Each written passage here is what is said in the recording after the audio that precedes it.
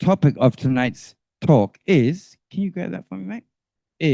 Is there evidence of the existence of a secret space program? This is it. Okay, secret space program. Okay, so this talk, the subject was sort of suggested to me by Dennis, who had a question about something else, but it's closely related to this topic, right? So, as you know, I do like a little bit of outer space stuff. I like ancient civilizations. So today, before I start the talk, I have a question for all of you. Number one, who believes that extraterrestrials are real? Just show of hands. Yeah? Okay. Oh, okay. So who believes that extraterrestrials have visited or are still visiting Earth? Okay. Wow, pretty good. So who believes the possibility that extraterrestrials and our governments, some governments on this planet, are working together? Okay, so I'm seeing the necessity for my talk getting smaller and smaller because it seems, right? Okay, so this is what it is on this level, right? So level, the average person, and maybe our group is not indicative of the average person's thinking, but I think if you look at polls in the United States, they now realize that so many people, 60 or 70% of Americans believe that extraterrestrials exist. Very different to 80 years ago. Okay, so let's just take this as our base. So next question, who believes that the government has things called black projects, secret projects? Okay. Right. Okay. So who thinks that these projects could cover a wide range of industries or, okay. Yep. Great. Okay. So the idea of secret black projects is not foreign to you. No. Okay. It's quite normal, a given. Okay. So to start off, now we've sorted that out. So let's talk a little bit about, I'm going to mention some statements made by in the last 40, 41 years by a couple of people who are not at our level. These are people in higher echelons of power, whether it's political power or military power. So let's start with 1985. Perhaps some of you know this. 1985, check it, yeah. April 11th, 1985. There's an entry made in then President of the United States, Ronald Reagan, makes an entry into his diary. Many of you probably know this. I'll paraphrase what he said. Today, I had lunch with five top space scientists. Space is truly fascinating. Yes. Long story short, he said, I learned today that our shuttle capacity is that which it can put 300 people in orbit. Okay. So 1985, Ronald Reagan writes this into his diary that he had just learned from five top space scientists that we have, or they, the Americans, had the capability to put 300 astronauts in orbit. Okay. It's an enigma that could be interpreted many ways at once. What kind of space program did they have in 1985? Oh, okay. Sorry, rhetorical question. They had the shuttle space program, which started in 1981, finished in 2011. So in 1985, they had 4 working shuttles. The maximum capacity of astronauts for one shuttle is 8 people. 8 times 4 is 32. In total, between 1981 and 2011, there were 135 missions using the space shuttle over a 30-year period. So where that number 300 comes from, we're not sure. But this is actually recorded in the National Archives, and it was released in 2015 with like 250,000 pages of documents from the Reagan administration era. One. Number two, 1993. Dr. Ben Rich, who then was the CEO of Lockheed Skunk Works. Who's heard of Lockheed? Skunk Works. Who's heard of Lockheed Skunk Works? So Lockheed Skunk Works was the secret engineering department that was created sometime around the end of 1940 or beginning of 1950. And it was a top secret engineering department to develop high level like surveillance, strategic surveillance, spy planes, okay, and other planes for the war efforts and also for the Korean War. Okay, this is what they did. I'll give examples of what the kind of stealth aircraft they built later. Okay, so Ben Rich makes these comments, and I'm going to read some of the comments because they're quite startling. 1993, he's addressing the UCLA, It's in California, UCLA School of Engineering. It's an alumni meeting. It's like a 30-minute meeting. He has 12 to 25 slides. And the last slide he shows is of a black disk object leaving the Earth. So in this meeting, in this talk, he talks about we have the technology to take ET back home. So he'd been giving these talks for decades.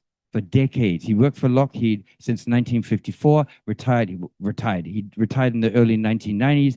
He died of cancer in 1995. But in 93, after he had retired, he felt okay to make these claims. And some of the claims are quite amazing. Just to highlight the point that we were talking about before, when we talked about, do we believe in black projects? So he made these claims like, here we go. One,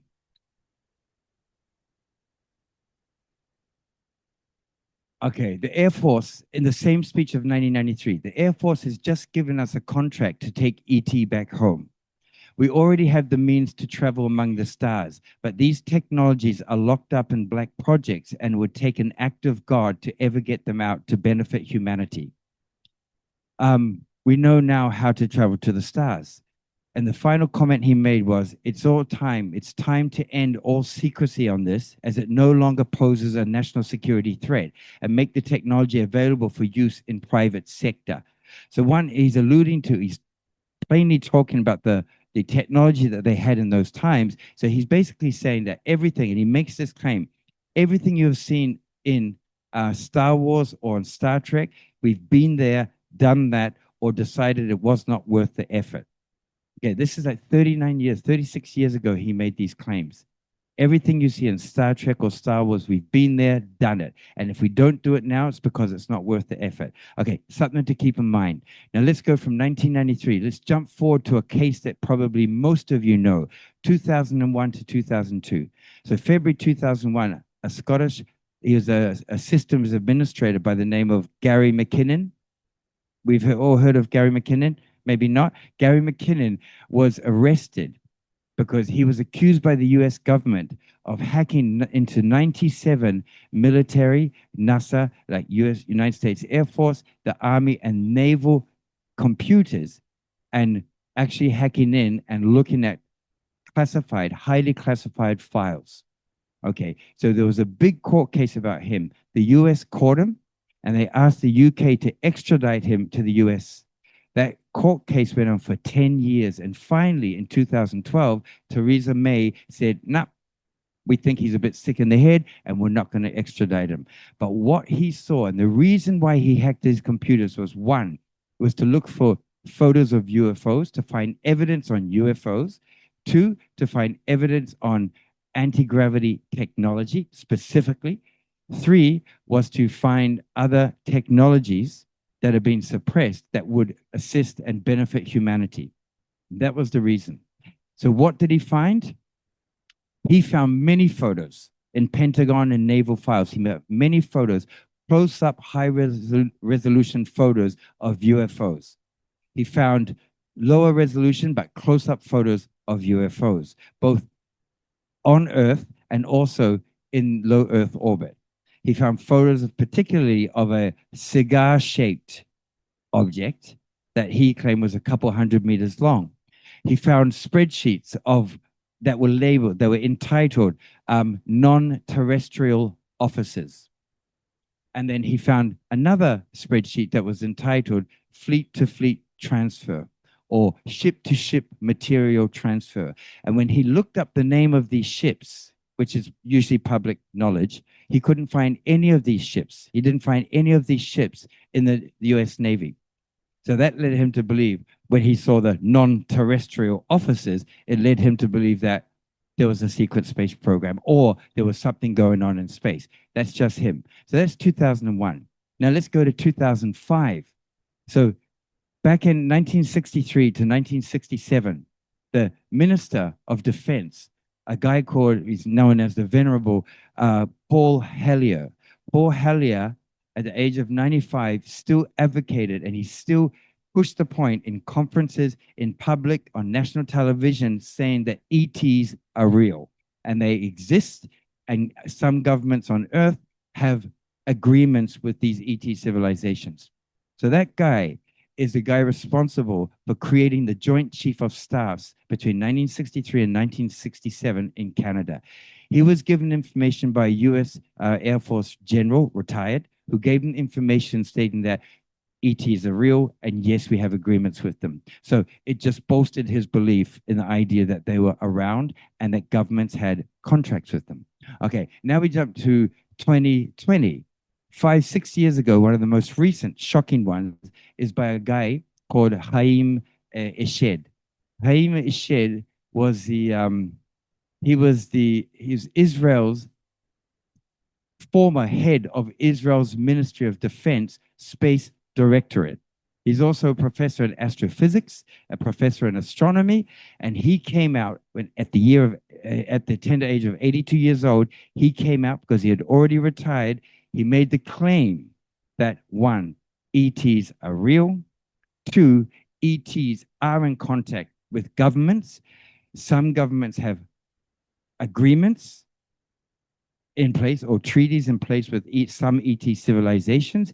And he also said that there are underground human and ET deep underground bases on Mars. He then said Trump knows about all of this. And Trump was about to reveal it, but Trump was told not to avoid mass hysteria. So who was he told by? And this is where it gets a little bit crazier than my topic. He was told by species who are a member of the Galactic Federation. There you go, Dennis. And this is what Dennis asked me to talk about. Okay, so we can go on. And these guys are at the highest level. So just to take the few examples I've given you made by high-ranking people, let's just summarize. What did they all say? Now, not everyone said these things, but I'm going to list up the totality of what each person said.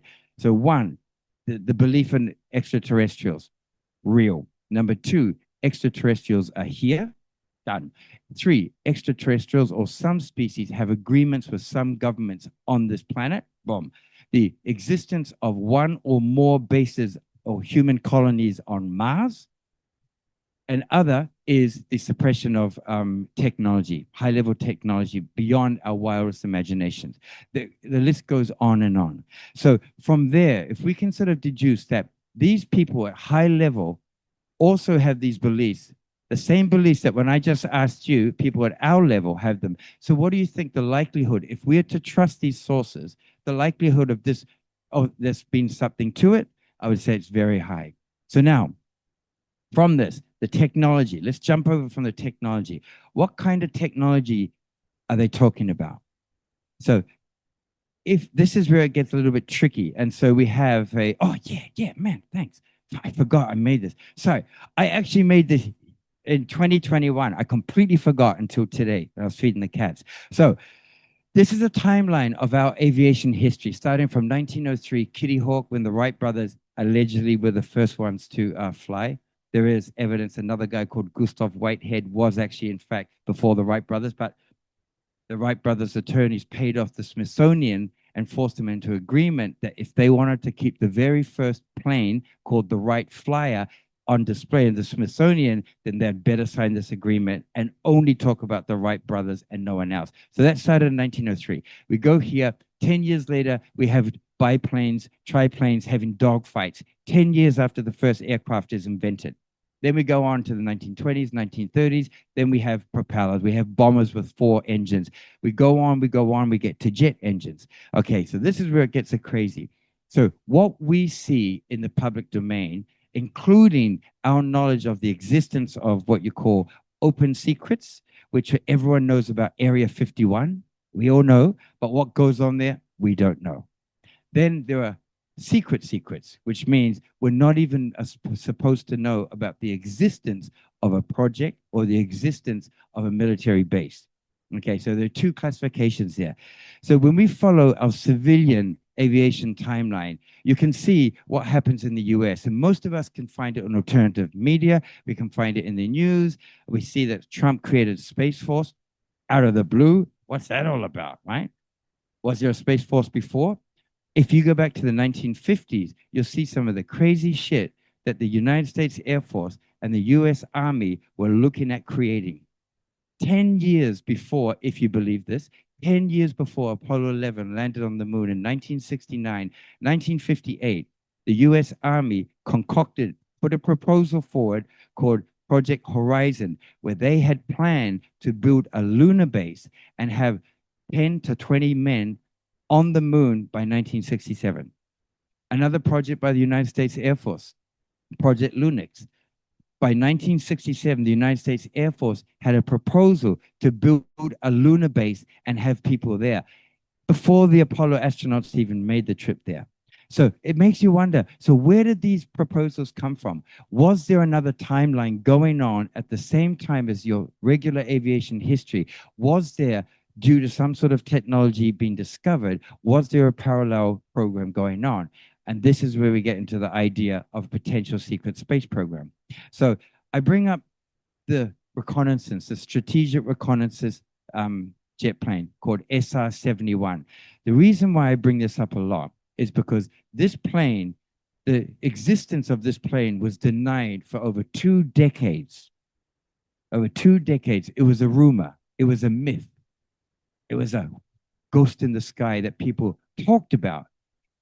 And that plane, if you look at it now, as at 2026, that plane currently holds the record for the highest, fastest flying, air-breathing jet plane. And you think, well, no way, man. There are planes faster than that now, surely. It holds the record. And I say this again. It holds the record for the highest, fastest, sorry, I forgot this, manned, air-breathing jet plane, okay? So yes, you see in movies, you see these planes going faster. Okay, how fast did it go? It went at Mach 3.2. When was this plane? Mach 3.2 is 4,000 roughly kilometers per hour. The circumference of Earth is 40,050 kilometers. So it can go 1/10 around the equator in 1 hour. When was this plane designed? 1959 was with the proposal. 1964 was when it flew. And if you look at this plane now, right now, and I didn't tell you this information about this plane, you'd think it is a plane that was built this year. That's how advanced they were back in the late 50s and early 60s. So this is why I say, when you look at the Apollo missions and the Apollo program, all these old master welders putting shit together, and you think, my God, this is all they can come up with? This rocket thing you see right beside me, that's all they can come up with? Or the space shuttle. And then you look at what some private aerospace companies like Lockheed, now it's called Lockheed Martin as of 1995, but Lockheed Martin, you look at the kind of craft that they were producing, not for the military. First, it was for the CIA. And they were building these craft that were decades, generations ahead of their time. So that technology definitely existed. So how good were these planes? Like, yeah. The average commercial airliner that most of you jumped into to come here to Thailand would fly an average height of about 10,000 meters, which is about 30,000 feet, roughly 33,000 feet. The Blackbird could fly and had a ceiling of 85 to 90,000 feet. 3 times the distance. At 90,000 feet, when you look down, you see haze, you see the continent. When you look up, you see the black of night. Okay? So these craft were high flying. How fast could it go? It was so fast that their basic mission protocol was, if a missile was ever fired at them, and it happened in 1986 over Libya, the only Blackbird that came close to being shot down was over Libya in 1986. When it was flying, like thousands of missiles, up to 4,000 missiles were apparently fired at it to shoot it down. And when all it does is it speeds up and it goes at a higher altitude. And this is where the true speed and the true height, ceiling, altitude of the Blackbird exceeded the actual published specifications. And so how bad? 1986 is when we had the shuttles out there. So apparently the story is there was a shuttle that was by chance flying in that region and saw a black streak at such a high altitude, it couldn't make sense of it. There's no plane that flies that high. But the blackbird at that very moment exceeded every expectation, and it went the fastest it's ever been, and it went higher than it's ever been, to the point. So at that height, if you do not have a pressurized suit, which is basically the same as the astronauts, you will boil, you will die. And that's how high it went. And it was seen, but not by the International Space Station, who didn't come into being 20 until 14 years later, but it was seen by shuttle-nauts. That is how high the Blackbird flew. And so this is a plane designed in 1960, 9 years before we went. So the idea, who built it? Corporation built it. Where did they get that technology? We're not sure, but some suspect that it was reverse engineered technology that they had got their hands on, reverse engineered technology from crash ET craft. So now you have corporations and the military industrial complex able to build craft that is totally separate in their ability to the civilian space program. So the civilian space program, NASA, looks like, it's sort of like comparing the riot police in the US, who have shields with, they've got sonic weapons in their shields, and they've got military outfits, comparing them to the police in Samoa, who don't even carry guns. They wear flip-flops, but they don't carry guns. The difference, same humans, completely different technology. So the technology that you see with NASA and the technology you see in these black projects is completely different. So there are those that suspect that the technology created by these corporations and some rogue elements of the military actually have gone to the point where they've created not only a plane that can fly to the edge of space, but since then, planes that can fly into space. And then also the next stepping stone would be logically, okay, if we wanted to build more in space, how would we do it? Now we enter into the stage of what they call space platforms, such as space stations. So after the Apollo program finished in 1972, the next, we had 1975, we had the big moment, the handshake in space between the Apollo and the Soyuz, the first time Russia and the United States actually shook hands in space. That was a big moment. Then we come to the shuttles, come in 1981, right? So in 1973 to 1975, how many people remember Skylab? Remember Skylab? Skylab was it was a proposal that they built a three-man crew, a space station for a three-man crew. And then there were many other space stations to be built. So if one were to consider building a fleet in space that most people on Earth do not have the ability to see, then building a space station and then use the space station to either create a fleet in space or having some kind of exotic propulsion system where you can lift a big craft from Earth. And that's where it gets really interesting. Okay, so the idea that these space stations, these space fleets have been built is very real. And especially when you consider some of the statements made, I think, especially some of the statements made by the Israeli Minister of Defense, when he says, yeah, there's a base on Mars. And he's not alone. There are many people that say there are human colonies on Mars. Then it begs the question, well, how do we get to Mars? If it's a colony, you've got to transport materials. How do we get to Mars? So the idea that a space fleet is necessary to move stuff from here to, say, Mars or to our far side of the moon, it's very real. So the idea that a space fleet or a secret space program exists is very real, in my view. So how many people think the possibility of a secret space program? How many of you think it's feasible? Okay, so I asked you this question. We sort of put up our hand. Why? Why would you have a secret space program? Oh, probably for the same reason they have black projects. Probably for the same reason they don't want to share the technology. Oh, sorry, like the CEO, former CEO of Skunkworks, Ben Rich, said, there are many in the covert, many in the agencies that do not want these black projects to see the day of light. They want to keep the technology for themselves in the same way that we do it now. So interestingly, you'll see technology like from steam trains, locomotives, to electric trains, to superfast Shinkansen, to maglev. And we see the maglev, magnetic propulsion, electromagnetic, these trains. And we see that in that industry. We see huge strides and developments in the industry of like going from those old cathode TV screens, the big TVs, to flat screens. We see it in internet, Ethernet. We see it in the internet. But in the aviation industry, funnily, what you would expect 10 years after the Wright brothers flew, they have already created a propeller gear system where the bullets shoot between the propeller blades. And why are we still using jet engines now and solid fuel rockets like NASA to go to space? You'd think there'd be such a big advancement and development in space travel, but for some reason, there hasn't been. We're still limited to some of the systems that were created like 70 years ago. They're just a bit faster and stuff. But that's in the public domain. But in the secret, which is mainly corporations, corporations have the power. Why?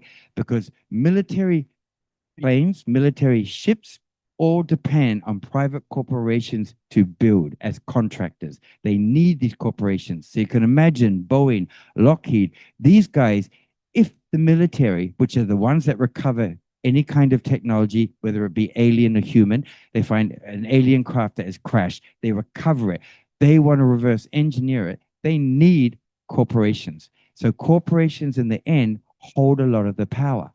They hold a lot of the power, they have a lot of the technology, and they can build this kind of stuff, which is what Ben Rich, the former CEO of Skunkworks, was not alluding to. It's what he was saying. We have stuff 50 years ahead. He said this 30, 40 years ago. He said to his friend, dude, you have no idea the kind of shit we have. Like if some of the stuff that has been said by these high-ranking officials, they have bases on Mars and other moons, how did they get there? It sort of makes sense. They're not going to get there on one little rocket, but maybe they have a fleet of ships, which we refer to as the secret space program. So I'm not going to get into the details of what kind of programs unless you ask me a question, but these are some of the programs, and there's one missing from here, but I can't explain it. When did these programs start? When did the idea of going to space start? I mean, definitely it wasn't in the 60s when Kennedy announced it. It was way before that. It's a long history if you research, the aviation, history of aviation. Okay? So anyway, in my point of view, I am a believer. Like I am a believer in the moon landing. And I know a lot of you are like, oh, Pat, really? Don't disappoint us, man. But I am a believer in the moon landing. And feel free to challenge me. I'm open to it. But I'm also a believer in the possibility that a secret space program actually exists. Okay, so any questions? Thank you. Yes, so. Can you talk more about Antarctica and like is Antarctica a portal, or is it going to control the future of humanity because of like it's anchoring the North Pole and South Pole and okay. Yeah. Okay, so that's a little bit out of the scope. The question, it's a good question. It's a little bit out of the scope of what I'm talking about. But now that you've mentioned Antarctica, thank you. Because as you can see here, so there are many rumors, but there seems to be some sort of evidence. Well, there is evidence that the Germans did go, the Nazi parties, in particular the SS party. Okay, so understand that the Nazi party, you had your main cabinets and ministries. Then you had a wonder weapons program. So the head of that wonder weapons program was a guy called Hans Kammler. And so he was in charge of sending down to Antarctica a ship to investigate a certain portion of Antarctica because they'd been given information that there were caverns underneath the ice that could be used as bases. So long story short, Germans went down in 1938 to 1939. They set the third German Antarctic expedition. They found these caverns. They made plans for submarines, how to get in there, and that they moved their industrial base from Germany because there was the problem that if we lose the war, what are we going to do with this wonder weapons program? The wonder weapons program refers to what we call exotic weapons. Exotic weapons mean and propulsion systems. Exotic weapons could be time travel machines. It could be flying saucers. It could be things like lasers and railguns. They had a special program, and it said that they moved their base down to Antarctica, and but it's recorded that Germans did go there, so that's not in dispute. They did go there. Whether they had a base under Antarctica, and Antarctica also was known to have a portal which spaceships could enter and exit the Earth easily, as there are many around the planet, many. So about anchoring the North Pole and the South Pole, I can't speak to that, but I can tell you there seem to be a lot of people that, and it was actually recorded, like there were radar, there was radar, there were people monitoring craft exiting and entering the South Pole region. It's been monitored before, and that's the macro picture. The micro picture is the people who are monitoring were so their power, the faculty of discernment between exotic craft, meaning human-made reverse engineered craft versus like real live aliens, they could determine which craft was human-made and which was alien-made. But they think they were coming through portals.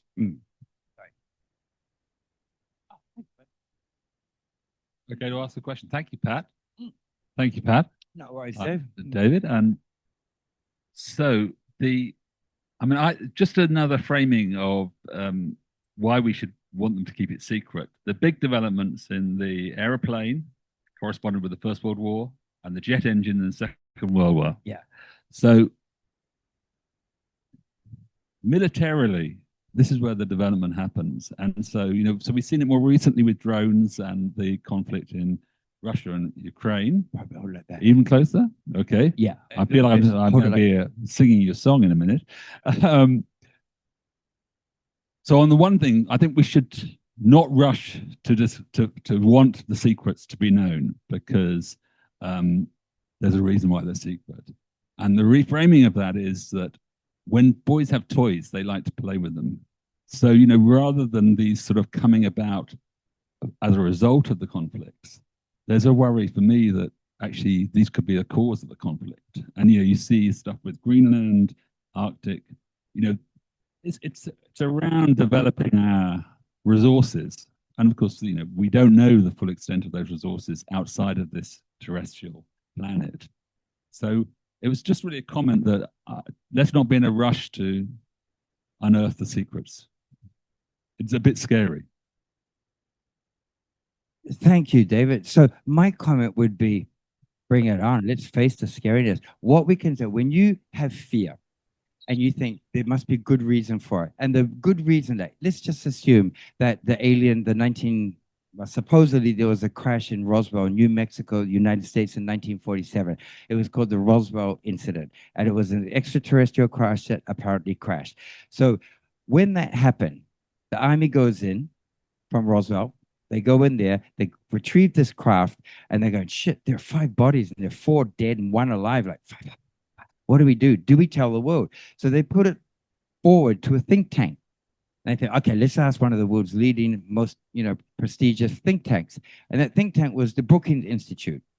And they asked, what would be the ramifications and the impact on society if we were to tell the global population about these little aliens we found, about the existence of extraterrestrials? Back then, Brookings like, oh, that's a no-brainer. Not a good idea. Hysteria. I mean, it'll be chaos. Everything will collapse. Religion will collapse. The banking system will collapse. Society, it'll be a disaster. That was the answer. And so they did it based on that. But if you ask people back in 1943 in a room like this, hold your hand up if you believe extraterrestrials are real, guaranteed nobody would put their hand up. The fear of ridicule was stronger than the fear of facing the truth. So that is where the big shift in awareness and the shift in knowledge and also shift in consciousness from 1947 to where we are now, that everyone in the room, almost everyone, put their hand up in their belief in extraterrestrial. So that want to know, that want to find out more, I think is quite strong for some people now, you know what I mean? Yeah. Thank you. Okay. Oh. Thank you. It was down to me, and I had just while you were talking about that, I wanted to remind everybody of.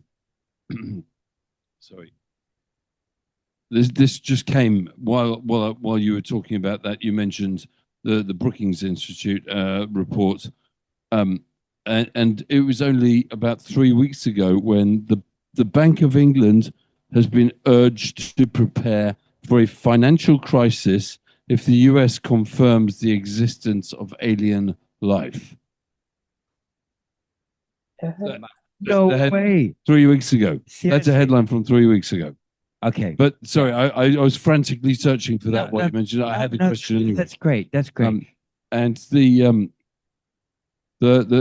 question was, well, I kind of asked it earlier, but why do you think that we need a secret space agency when we already have a secret space agency called NASA and a third space agency called Space Force?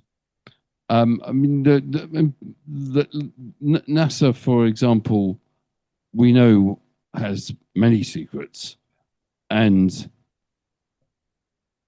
Answer the question. well, for example, the last shuttle incident, where the members of the crew seemed to be alive and kicking, despite having been destroyed in the sky.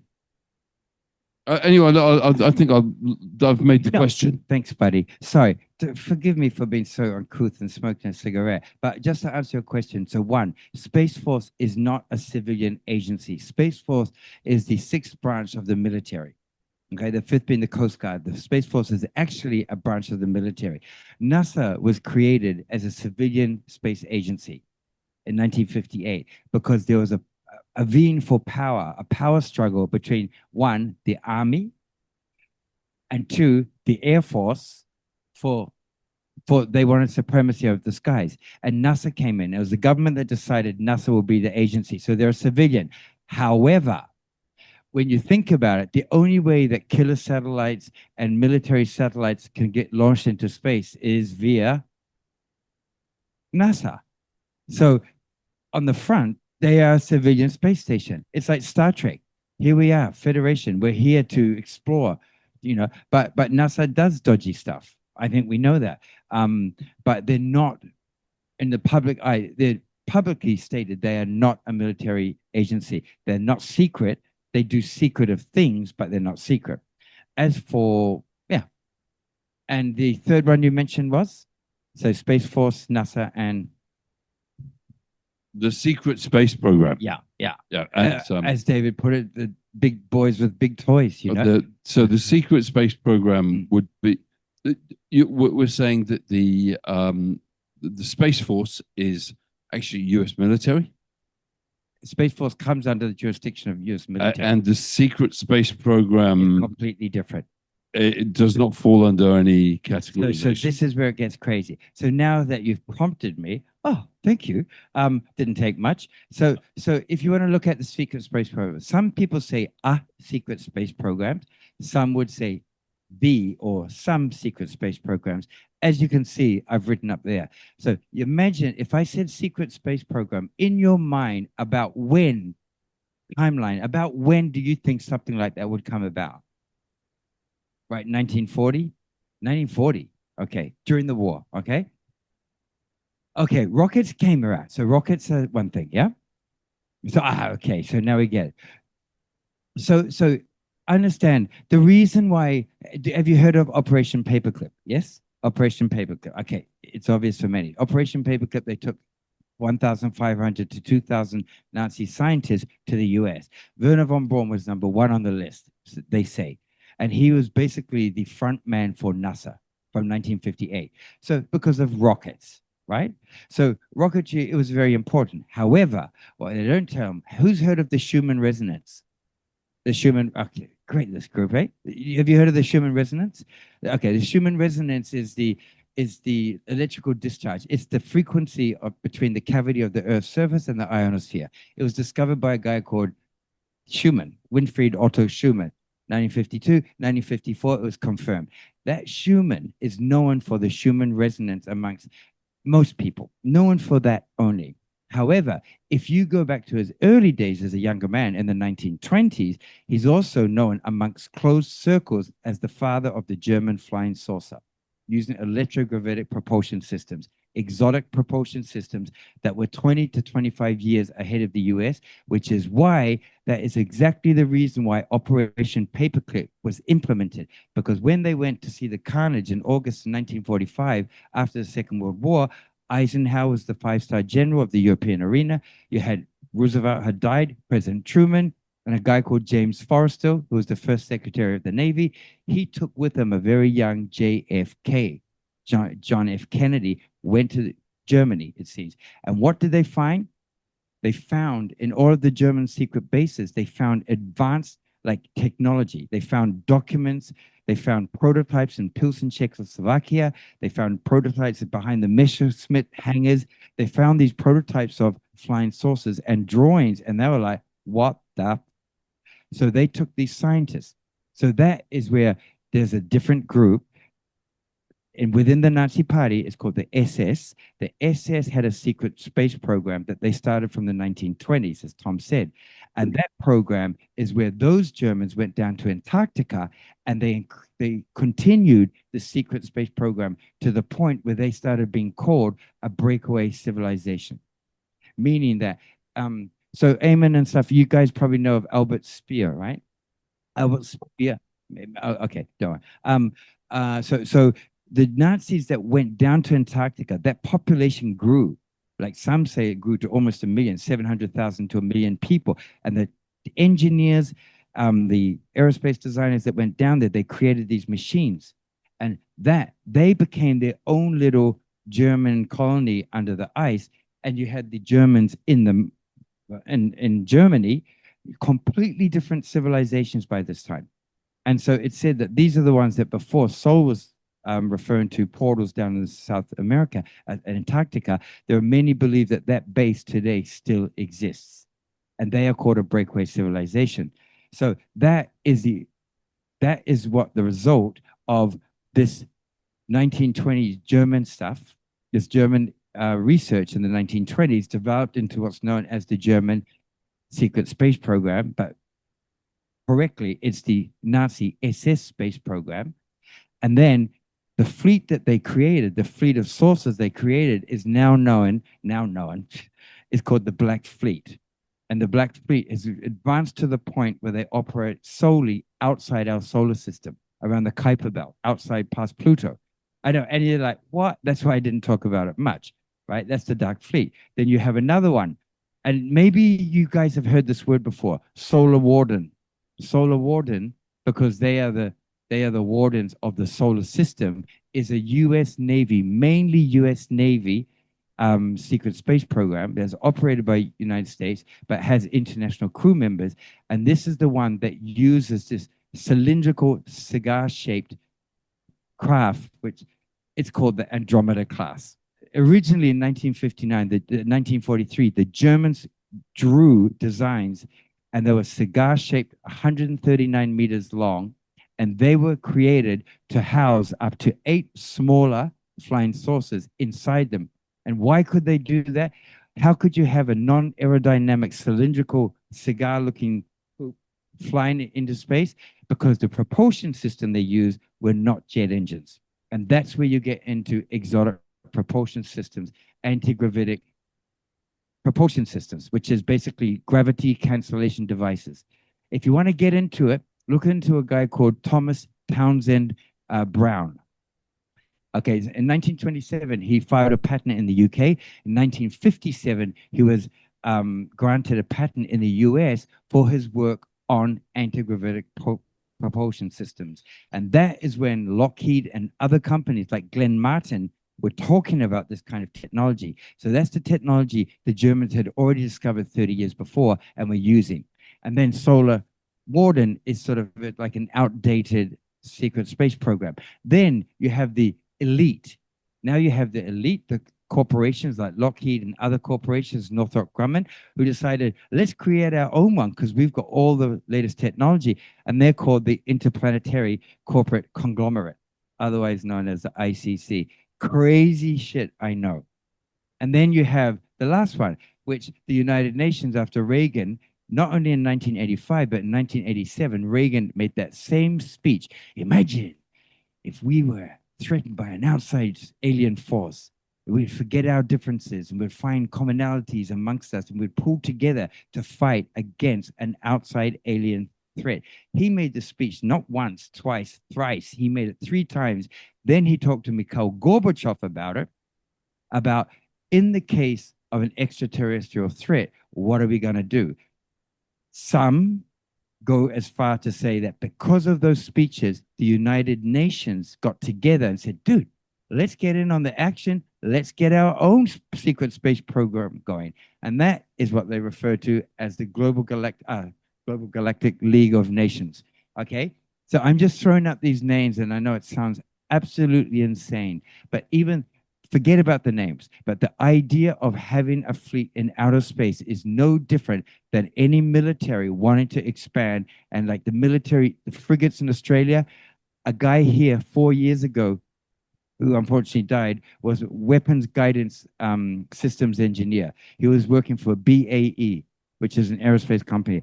They were building the cutting edge frigates for the Australian Navy.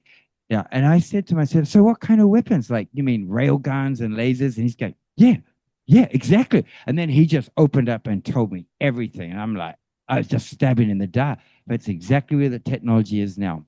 So the idea of lasers, back in 1992, I was studying in Japan with some guys who were ex-Rangers, ex-Navy SEAL commanders. One was an ex-Navy SEAL officer. These guys were telling me that when they left the military, they were already looking for ground forces. They were already looking at pulse laser weapons and armor for it back in 91. So I'm like, well, that sounds a bit like Star Wars. So this kind of technology, if you believe them, exists. And so it's just a natural progression to think that maybe a secret space program and a fleet to transfer material, personnel to the moon, far side of the moon, or, for example, even to Mars. Because there are many, Buzz Aldrin talks about the monolith on Mars. He goes, imagine, and they tried to cut the feed. Imagine when people see that monolith on the moon of Mars, man, they're going to go, oh. So, again, there's a lot out there. Andrew. So just a question. Concerning the last day's actualities, Elon Musk told us that we are first going to moon, to colonize moon, and then Mars the second time. Second question, we are facing the end of the United Nations, which is going to break down because America wouldn't finance again. What will happen to the League of Nations, Global Galactic League? And what relation to the Golden Dome of Trump? Okay, God, I can't answer that last one. Okay, so basically Elon Musk talking about Mars. Okay, so one, my sort of feeling is that we've already been to Mars. And the reason I say this is, remember I did a talk on remote viewing.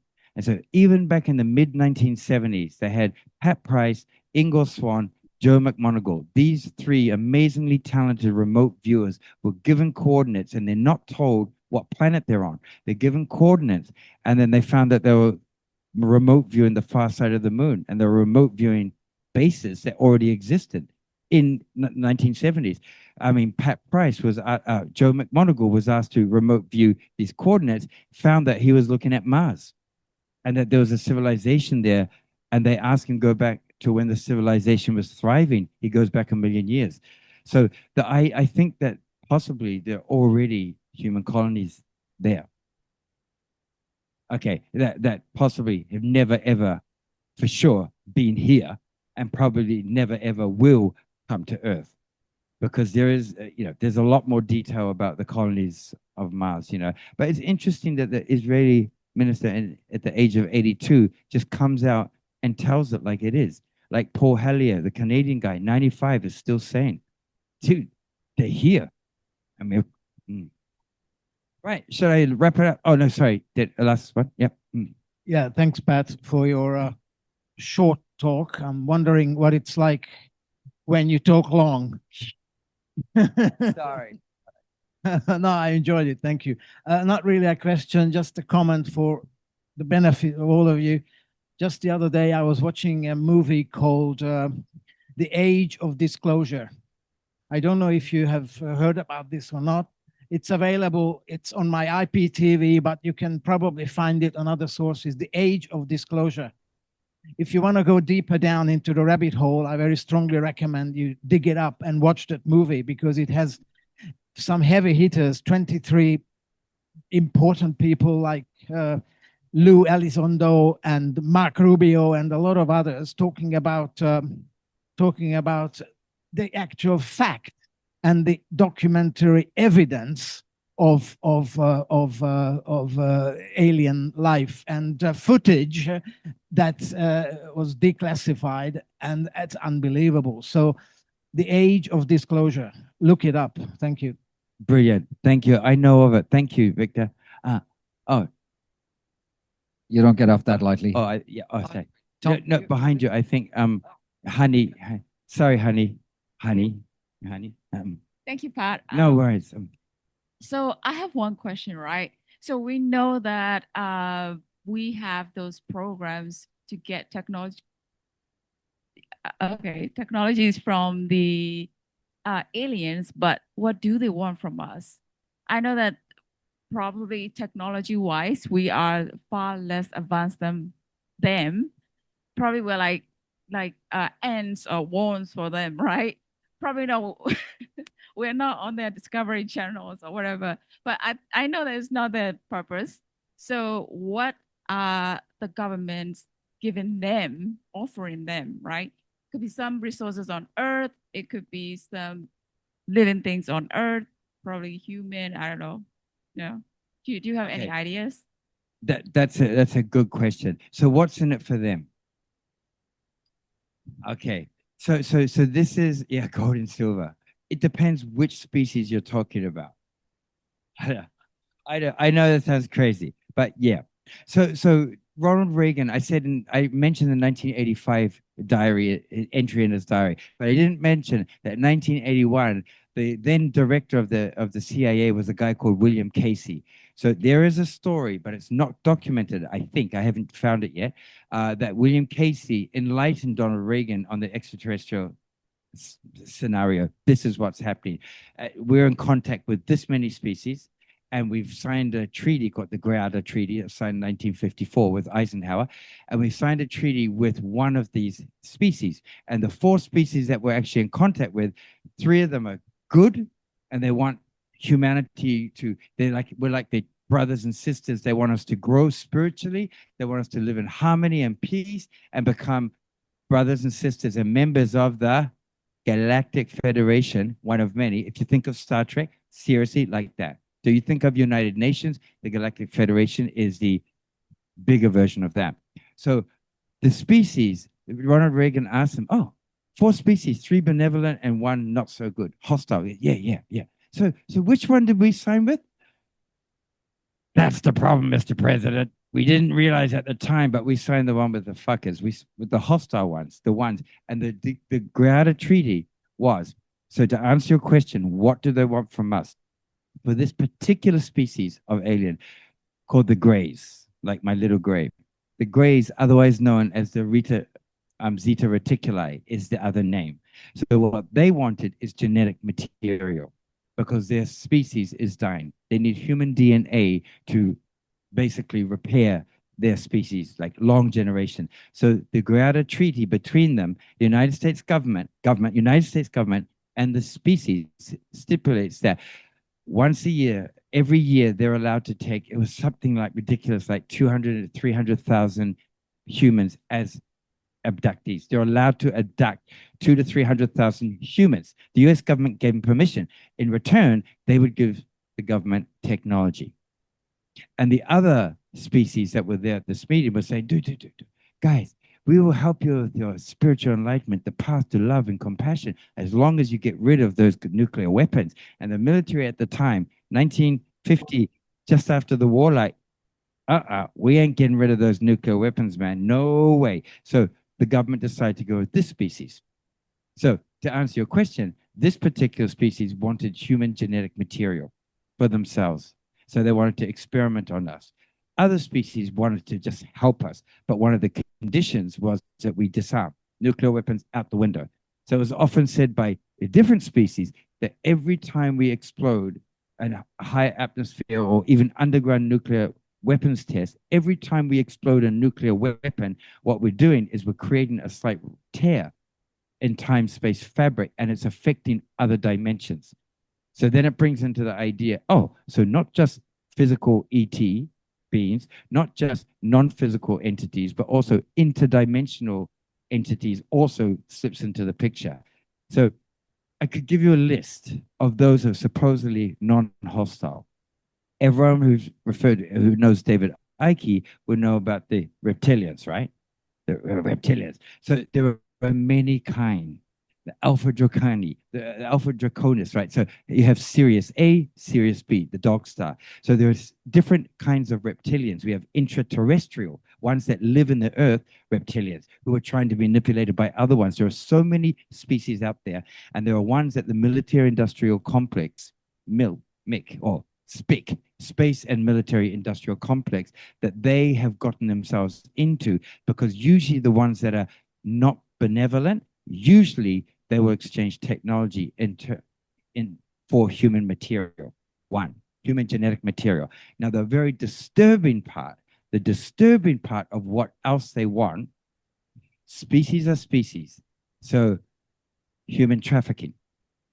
So like human trafficking, actually taking humans off-world and trafficking them to other species. Just like we do it amongst ourselves. Well, not us, I hope. No, we don't, but it happens on Earth amongst humans. This is one thing that many whistleblowers talk about. And of course, there are other things, but this is a big one. Technology. So to answer your point, actually, it seems, according to certain whistleblowers, including people like Ben Rich of Skunkworks, the level of covert and black projects, the level of technology that we've developed on Earth actually is significant enough for other off-world species to buy from us. So our technology is not looked down upon, it seems, by certain worlds.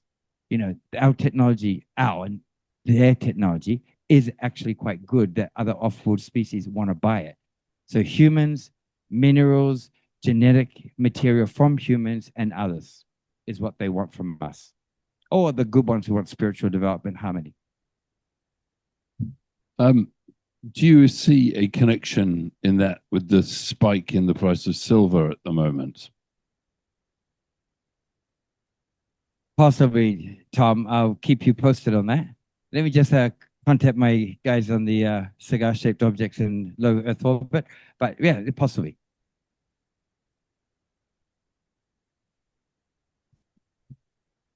But then you're talking about like a world of we're buying and selling. We're buying and selling between different planets. So then you're talking about technology that can get us many light years away instantly. So then you're talking about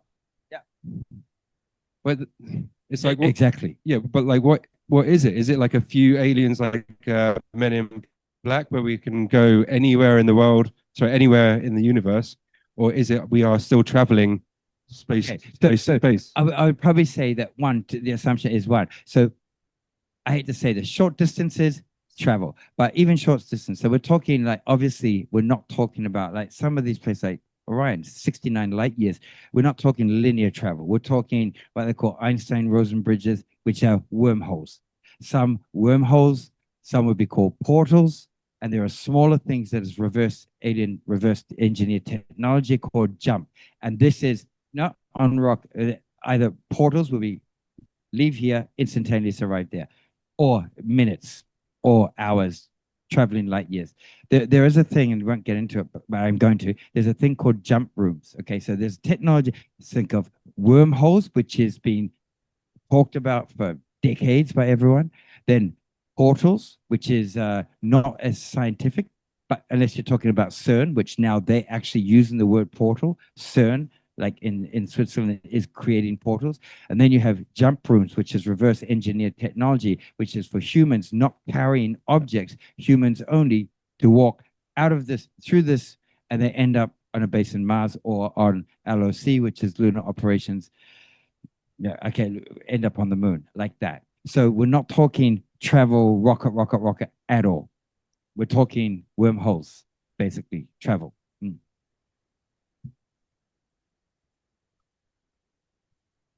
Then you don't need spaceship. Then you don't need spaceships and stuff, right? You just use wormholes and you just create portals to wormholes. Basically, still, I mean, people carrying physical things, right? If they're transporting physical things, wormholes are things that craft can fly through. That actually craft can fly through and transport stuff. Men in Black has nothing to do with that. See you later, guys. Thank you. Men in Black is basically the idea of those back in the day, less so now, back in the day from the 1920s, anyone who was trying to talk about extraterrestrials and open up the idea, try to expose them, would be threatened to keep it secret, shut their mouth about secret projects. But now the shift is so great that so many people already know about it. You hear about Men in Black less and less compared to the days, as I said, 50 years ago, nobody would dare raise their hand if I said, who knows, who believes in ETs? Now, everybody does, for example. Okay? Oh, yeah, sure. Okay, there's a couple of things. So the first thing is I'll probably post this on my Awakening Health YouTube channel. And I've got to qualify why I might do that because my channel is about health. So I just want to say, one, there's a Samui Real critical thinkers group, but we have talks from all sorts of people about all sorts of things. And this is a really good example of nothing being off the cards for discussion. And a brilliant presentation, Pat. Thank you so much for it. Thank you very much, Dan. That's the first Did thing. I mention the med beds? Thank you. And thank you, Dan. Thank you, everybody. Thank you. So I get to qualify that, yeah, I do put these talks up on my YouTube channel, but I do have some questions. And they range from both extremes of the discussion. So the one is, we've got a member here who's a notorious flat earther who says that we can't even get off the planet. We know that there are obviously huge advances in technology and there's big financial motives to keep the technology from the general public. And then we branch to the other extreme about these heaps of different alien species, people under Earth, etc., etc. And then you can also look at NASA and the amount of money and the input put into NASA and the output that NASA gives us. So for me, I'm kind of stuck in the middle of that gradient. How much of this is just an absolute psyop to keep us all, I guess, almost entertained and distracted? Or in your opinion, how much credibility do we have in any of this? Because practically right now, I can touch this, I can see you. Yeah, of course, there's advances in technology. How much should this affect our daily lives? Oh, damn, good question. I think personally in the next 5 to 10 years, we may see some big changes. Technologies that have been suppressed, technologies that we've only seen in movies until now. Let's just take, because we're talking about health, med beds, right? The idea of med beds. We saw it in Elysium, the movie Elysium, med beds. We see it in many movies. Med beds are part of the technology. And so I'll see it's more about that technology benefiting humanity. So what I think we'll see is many people, not all, but there are many levels to Black projects, but people who are actually involved in the suppression of technology. I think you'll see people shifting from absolute secrecy, do not unveil it, to, you know what? Fuck this. It's about time. It's just about time. People should benefit from this, you know? And one kind of follow-up question I might have then is there does seem, as skeptical as I am about a lot of this stuff, this shift in consciousness much more towards a more spiritual type of less physical kind of way of thinking. So that almost fits in. Do you think there's this natural progression where if some of these things are going to be revealed to us, the powers that be, the structures that be, they cannot help that, and it's just a case of trying to suppress it as much as possible? I think the powers that be are at their wits' end, which is what we talk about in the whole crumbling of the system. of the crumbling of everything, financial, everything, even including the military industrial complex. I think you're going to see the power structure crumble. And what will come from it is you'll get people also, because with the shift that's happening now, you're going to get people awaken. Like, think of Jedi Knights living in a futuristic world. You're going to get both. You're going to get people who are dependent on technology, and technology will advance to the point where our lives are much easier. But you also, in humans in general, you're not just going to have people technology only. You're actually going to get a shift in the consciousness of people at the same time. And I think we'll probably see more of these, let us call us Jedi Knight warriors, people with psychic abilities, people with more compassion. That will happen at the same time, I think, as some of these technologies are disclosed. Yeah. Good answer. And I'm just going to mention Robbie and Pat, the two founders of the Critical Thinkers Group. And I also want you to do what you insist everybody else does, is end on a message of hope and inspiration. I actually thought that was the message of hope and inspiration. Let's elaborate on that. Anyway, it's basically, as I always say, in the end, how things will happen, shit happens in the world, but what will change is how you choose to respond to it. So you can react to something emotionally, or you can choose to respond. And if you choose to respond in a positive way,